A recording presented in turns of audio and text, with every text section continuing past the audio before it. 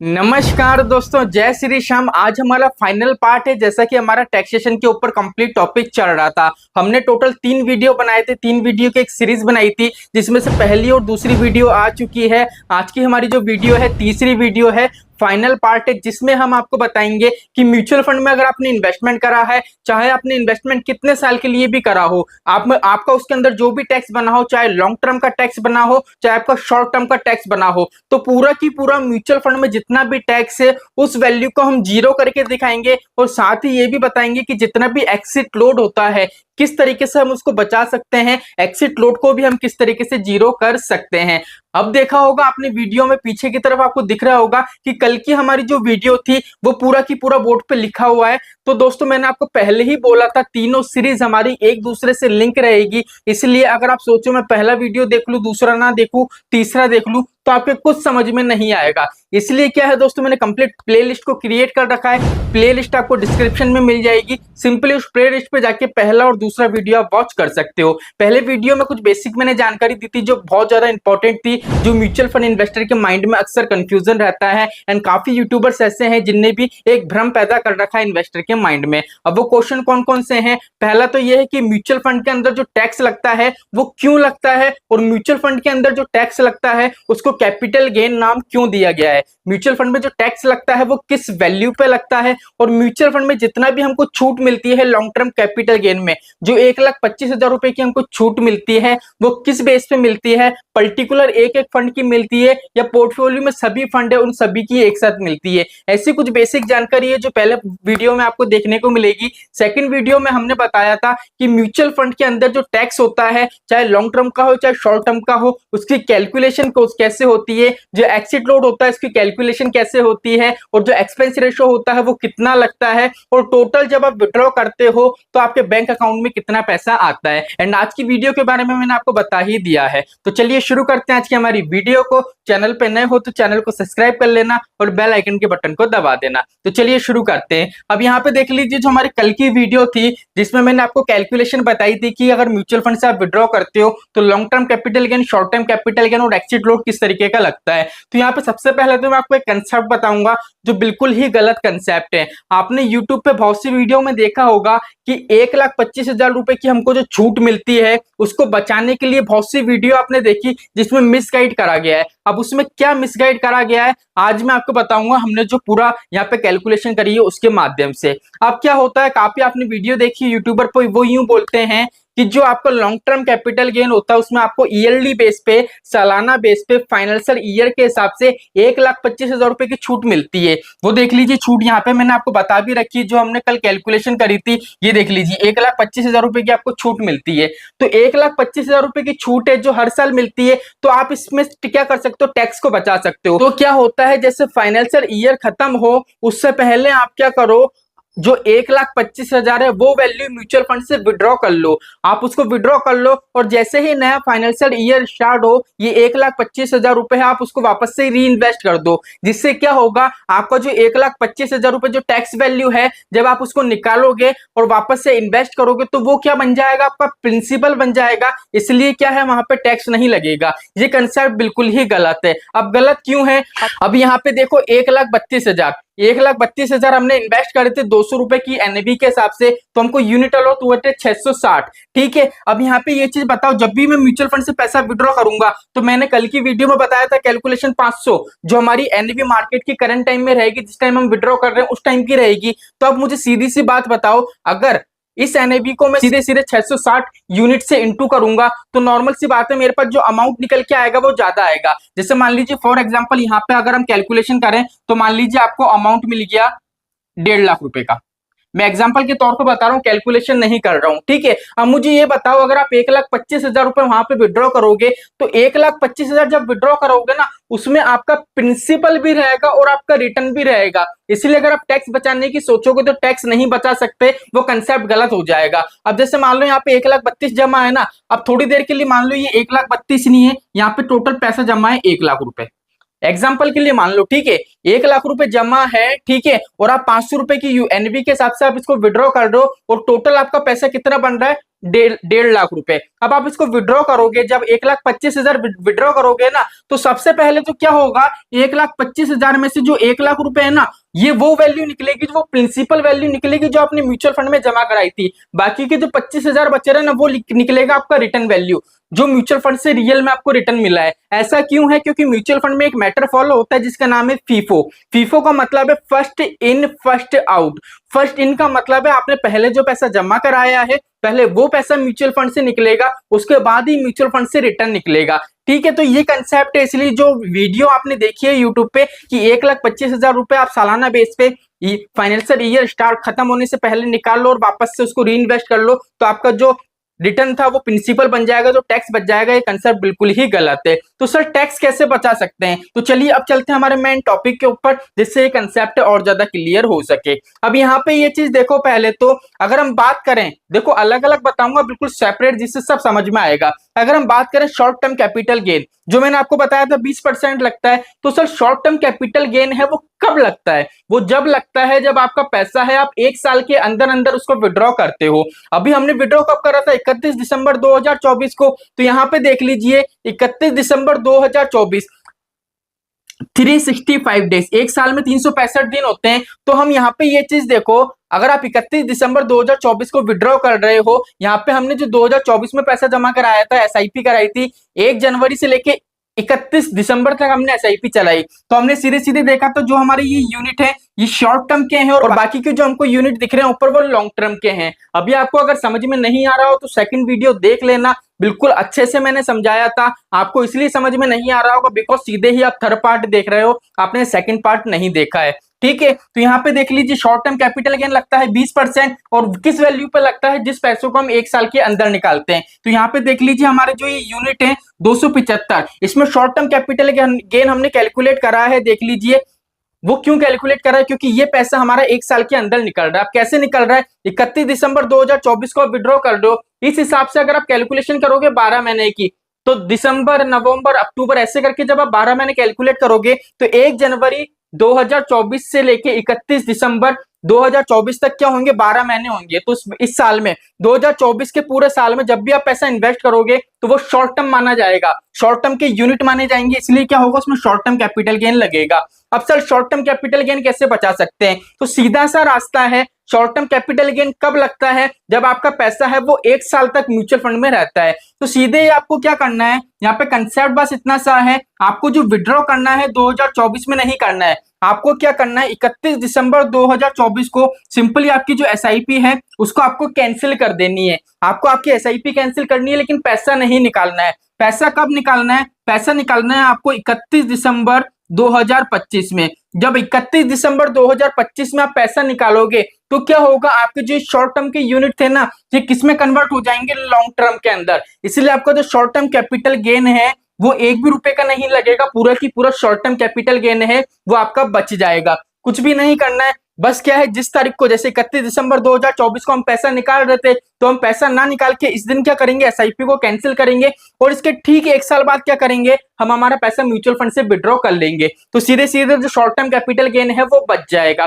ठीक है, अब बात आती है कि सर एक्सिट लोड कैसे बचाएं। एक्सिट लोड का भी सेम कंसेप्ट है। एक्सिट लोड कब लगता है, शॉर्ट टर्म के यूनिट पे 1 साल के अंदर अंदर अगर आप आपका पैसा निकालते हो म्यूचुअल फंड से, तो 1% एक्सिट लोड आपको पे करना पड़ता है। अब एक्सिट लोड भी आपका कैसा बचेगा, यहाँ पे देख लीजिए सेम जो कंसेप्ट है वो फॉलो होगा। आपका पैसा है जब आप विड्रॉ करोगे 31 दिसंबर 2025 को, तो क्या होगा, जो शॉर्ट टर्म के यूनिट है वो भी लॉन्ग टर्म में कन्वर्ट हो जाएंगे। तो क्या होगा, यहाँ पे किसी भी तरीके का आपका एक्सिट लोड भी नहीं लगेगा। देख लीजिए शॉर्ट टर्म कैपिटल गेन की कैलकुलेशन ये वाली थी, ये देख लीजिए, तो आपकी लगी नहीं रही है, बिकॉज क्या है, हमने पूरा कंसेप्ट समझ लिया है, और जो हमारा एक्सिट लोड था उसका ये वाला कंसेप्ट था, ये भी आपका बिल्कुल भी नहीं लग रहा है। ठीक है, मैंने दोनों कंसेप्ट आपको समझा दिए। अब मोस्ट एंड इंपॉर्टेंट बात आती है कि सर ठीक है, एक्सिट लोड हम बचा सकते हैं, शॉर्ट टर्म कैपिटल गेन बता सकते हैं, लेकिन सर जो लॉन्ग टर्म कैपिटल गेन है वो कैसे बचा सकते हैं। तो देखो उसके लिए थोड़ी सी कैलकुलेशन होगी। कैलकुलेशन करने के लिए यहाँ पे मैं ये वाला पार्ट हटा देता हूँ, बिकॉज ये वाला कंसेप्ट हमने समझ ही लिया है। तो चलिए मैं यहाँ से ये वाला कंसेप्ट पूरा क्लियर कर देता हूँ, फिर हम आसानी से समझते हैं। अब यहाँ पे ये चीज देखो, अगर हम यहां से लेके यहां तक के टोटल यूनिट की कैलकुलेट करें, बिकॉज ये वाले यूनिट क्या है, पहले शॉर्ट टर्म के थे, लेकिन हमने हमारा पैसा वो विड्रॉ करा है जब हम विड्रॉ कर रहे थे 2024 में, तो शॉर्ट टर्म कैपिटल गेन लग रहा था, लेकिन हम विड्रॉ कर रहे 2025 में दिसंबर के अंदर, तो नॉर्मल सी बात है शॉर्ट टर्म की तो कोई यूनिट है नहीं, क्योंकि जितने भी यूनिट है 12 महीने से ज्यादा के हो गए, तो ये यूनिट भी कब के हो गए, अब हमारे लॉन्ग टर्म यूनिट। ठीक है, तो टोटल हम यूनिट की कैलकुलेट करेंगे, तो अभी टोटल हमारे पास यूनिट कितने हैं, टोटल अभी हमारे पास यूनिट है 1895। अगर इन सारे यूनिट को जोड़ोगे आप तो 1895 यूनिट आपको मिलेंगे। हम विड्रॉ किस हिसाब से कर रहे थे, 500 रुपए की एनएवी के हिसाब से। जब हम इसको कैलकुलेट करेंगे तो टोटल आपको फिगर देखने को मिलेगा 9,47,500, ये अमाउंट आपको देखने को मिलेगा। अब क्या है, ये वो अमाउंट है जिसमें प्रिंसिपल भी है और रिटर्न भी है। अब सीधे सीधे हमको क्या करना है, हमारा जो प्रिंसिपल वैल्यू है वो हमको यहाँ पे क्या करनी है, अलग करनी है, जिससे हमको पता पड़े म्यूचुअल फंड में कितना रिटर्न मिला है। तो प्रिंसिपल वैल्यू कितनी है देख लीजिए, हमने देख लीजिए 1,32,000, 1,32,000, 1,32,000, 1,32,000। अब इस वैल्यू को हम क्या करेंगे, सिंपली यहाँ पे इससे लेस कर देंगे, तो टोटल जब आप पैसा जोड़ोगे जो आपने म्यूचुअल फंड में जमा कराया है वो आएगा आपका 5,28,000। जब आप 5,28,000 रुपए यहाँ पे लेस करोगे तो टोटल आपको जो फिगर देखने को मिलेगा वो फिगर देखने को मिलेगा 4,19,500 रुपए का। कितना फिगर देखने को मिलेगा, 4,19,500 का। अब यहाँ पे ये चीज देखो, ये जितनी भी कैलकुलेशन है ये सारे यूनिट कितने हैं, लॉन्ग टर्म के। अभी आपको ये कैलकुलेशन दिख रही होगी, ये वाली हमने लास्ट वीडियो में कैलकुलेट करी थी कि लॉन्ग टर्म कैपिटल गेन। अब यहाँ पे देखो लॉन्ग टर्म कैपिटल गेन में हमने सिर्फ 2021, 2022, 2023 का पैसा लिया था, तो उस हिसाब से हमने देखो प्रिंसिपल कितना लिया था, 3,96,000। यहाँ पे हमने क्या करा, शॉर्ट टर्म की कोई यूनिट है नहीं, इसलिए हमने चारों को लिया है, इसलिए यहाँ पे टोटल हमने जो पैसा जमा कराया 5,28,000 जमा कराया है। अब ये वो वैल्यू है जो म्यूचुअल फंड से हमको रिटर्न मिला है। अब म्यूचुअल फंड में लॉन्ग टर्म में आपको कितनी छूट मिलती है, वो मिलती है 1,25,000 रुपए की। अब सीधे सीधे हम क्या करेंगे, 1,25,000 रुपए यहाँ से लेस करेंगे। जब आप 1,25,000 रुपए इसमें से लेस करोगे तो आपको जो फिगर देखने को मिलेगा वो फिगर देखने को मिलेगा 2,94,500। अब आपकी जो टैक्सेबल वैल्यू है वो ये है, जितना भी आपका टैक्स लगेगा, टैक्स कितना लगेगा, 12.5%। अब 12.5% टैक्स कैलकुलेट करते हैं कि टैक्स टोटल कितना आ रहा है, तो यहाँ पे हम आपको जो टैक्सेबल वैल्यू देखने को मिलेगी वो मिलेगी 36,812.5। तो अगर आप इस तरीके से विड्रॉ करते हो तो टोटल आपको जो टैक्स पे करना पड़ेगा लॉन्ग टर्म में वो पे करना पड़ेगा 36,812.5। हमने क्या करा, शॉर्ट टर्म कैपिटल गेन है उसको जीरो कर दिया, एक्सिट लोड को जीरो कर दिया। तो सर ये लॉन्ग टर्म कैपिटल गेन है, इसको जीरो हो सकता है, तो बिल्कुल जीरो हो सकता है। अब जीरो करने के लिए क्या करना पड़ेगा, एक कंसेप्ट है, एक फॉर्मूला है जिसको आपको फॉलो करना पड़ेगा। तो चलिए वो फॉर्मूले के बारे में भी हम बात कर लेते हैं। अब यहाँ पे इनकम टैक्स का एक एक्ट है वो काम करेगा, उस हिसाब से क्या होगा, आपका म्यूचुअल फंड का जो लॉन्ग टर्म कैपिटल गेन है वो भी जीरो हो जाएगा। तो हम बात कर रहे हैं इनकम टैक्स एक्ट 54F की। अगर इस एक्ट के तहत आप देखोगे तो इस एक्ट में साफ साफ ये कहा गया है कि आपका अगर लॉन्ग टर्म कैपिटल गेन है, अगर उस पैसों से अगर आप कोई प्रॉपर्टी खरीद लेते हो या आपके पास कोई प्रॉपर्टी है उसमें अगर आप कंस्ट्रक्शन का काम करवा लेते हो तो आपका जो लॉन्ग टर्म कैपिटल गेन है वो आपका नहीं लगेगा। उसके लिए यहाँ पे एक फॉर्मूला दिया गया है, वो फॉर्मूला क्या है अभी मैं कंप्लीट आपको बताऊंगा, लेकिन यहाँ पे टर्म्स एंड कंडीशन साफ साफ ये है, जैसे यहाँ पे मान लीजिए 2025 के अंदर आप आपका पैसा विड्रॉ कर रहे हो तो 2025 के हिसाब से आपको 3 साल के अंदर अंदर जो पैसा है उसको इन्वेस्ट करना पड़ेगा, या तो प्रॉपर्टी में करो या आपका कंस्ट्रक्शन का काम करवाओ, जिससे क्या होगा, आपका जो लॉन्ग टर्म कैपिटल गेन होगा वो बिल्कुल ही नहीं लगेगा, वो जीरो हो जाएगा। तो यहाँ पे कैलकुलेशन कैसे होगी, तो यहाँ पे ये चीज देख लीजिए, सीधी सी बात है, हमने जो टोटल पैसा जमा कराया था, ये पैसा हमने टोटल जमा कराया था 1,32,000 के हिसाब से देखेंगे तो ये वाला पैसा क्या कराया, हमने जमा कराया है।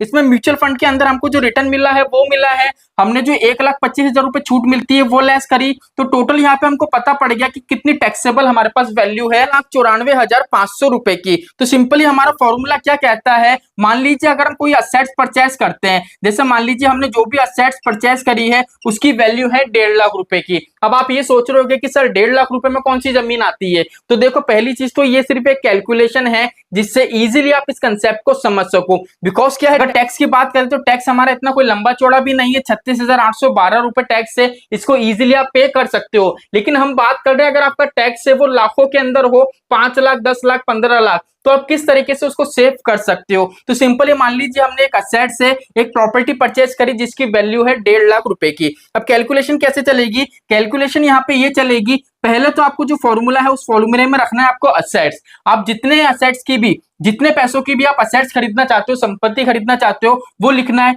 उसके बाद सिंपली आपको क्या लिखना है, उसके बाद आपको वो वैल्यू लिखनी है जो म्यूचुअल फंड से लॉन्ग टर्म कैपिटल गेन आपको मिला है। लॉन्ग टर्म कैपिटल गेन में टोटल आपको कितना रिटर्न मिला है, वो मिला आपको 2,94,500 रुपए का। अब सिंपली हमको उसको भाग देना पड़ेगा। अब सर भाग किस वैल्यू से देंगे, अब हम भाग इसको उस वैल्यू से देंगे जिसमें हमारा प्रिंसिपल भी ऐड है और रिटर्न भी ऐड है। मतलब ये है जो टोटल वैल्यू है, देखो हमने ये पैसा जमा कराया है, सीधे सीधे जब हमने कैलकुलेशन करी तो ये वाली वैल्यू हमारी निकली थी। इसके अंदर क्या है, हमारा प्रिंसिपल भी है, रिटर्न भी है। तो सीधे सीधे हम क्या करेंगे, यहाँ पे देख लीजिए 9,47,500 रुपए, सीधे सीधे हम क्या करेंगे, इसको यहाँ पे लिख देंगे। अब जैसे ही आप कैलकुलेशन करोगे तो आपको फिगर देखने को मिलेगा 46,622, 46,622 रुपए आपको देखने को मिलेगा। अब यहाँ पे ये चीज देखो, ये वो पैसा है अगर आप 1.5 लाख रुपए की जमीन खरीदते हो। जैसे म्यूचुअल फंड में टोटल